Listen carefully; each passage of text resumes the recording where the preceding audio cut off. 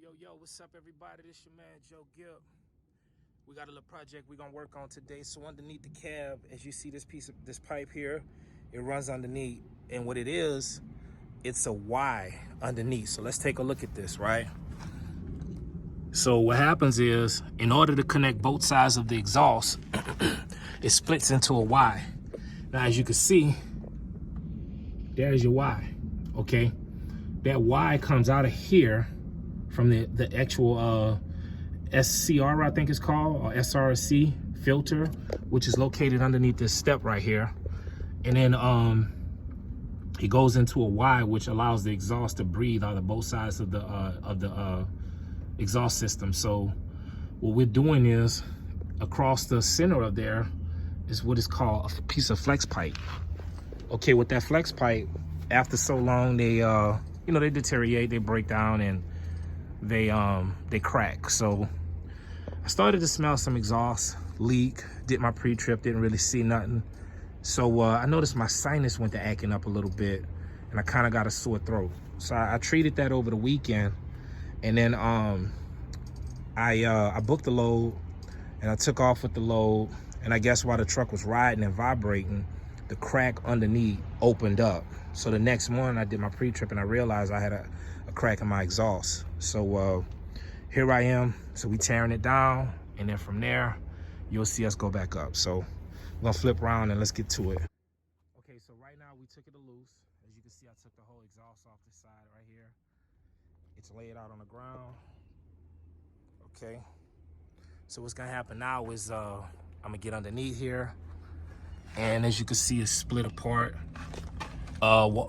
Earlier I showed you guys the other side because I wanted y'all to see the Y, but now you can see it split apart. Right there where those two are split apart, they do not connect. There's a piece of flex pipe that goes between them that allows them to connect. So we're gonna replace that flex pipe, then we're gonna run out to the hardware store, and we're gonna pick up some more bolts, because I'm sorry, I got too old to be trying to fight stuff. So what I did was I took my grinder and I grinded this loose, the two bolts that hold the straps. Those straps hold the exhaust pipe down. We'll take a look at those straps right quick too. I got them over here in the side compartment, so they're a little rusted out, but they'll still hold. All they do is just kind of make the muffler system stay right in place. So here's the one that goes further back, and this is the one that's closest to the edge of the truck. So okay, so now what we're gonna do, we're gonna complete the job underneath, then we'll go run out and get some bolts. And of course, if we run out of time, I'd rather be working to the outside than to the inside. So that's why I'm gonna complete the job underneath while I got daylight, because I'm extremely dirty right now. As you can see, dirt all over my clothes.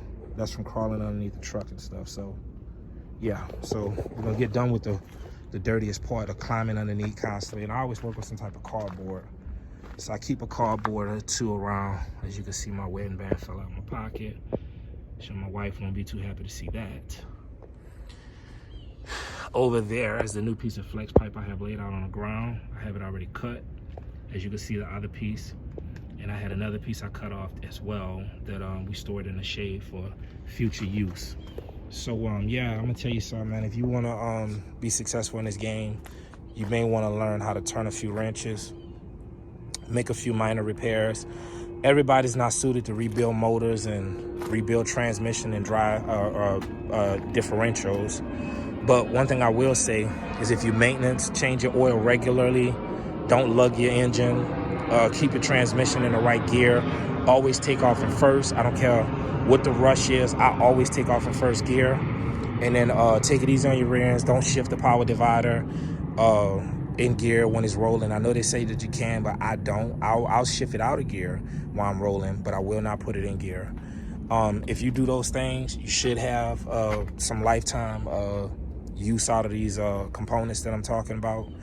And then from there, you'll probably be ready to upgrade the truck, so you can kind of get through a truck without ever having to rebuild a motor.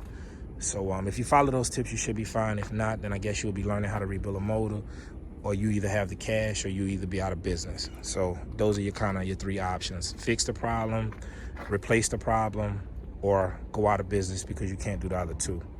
Either way the cut go, I'm gonna jump off. I'll get back with y'all on the next stage of it. Y'all be cool. I'll holler back at y'all.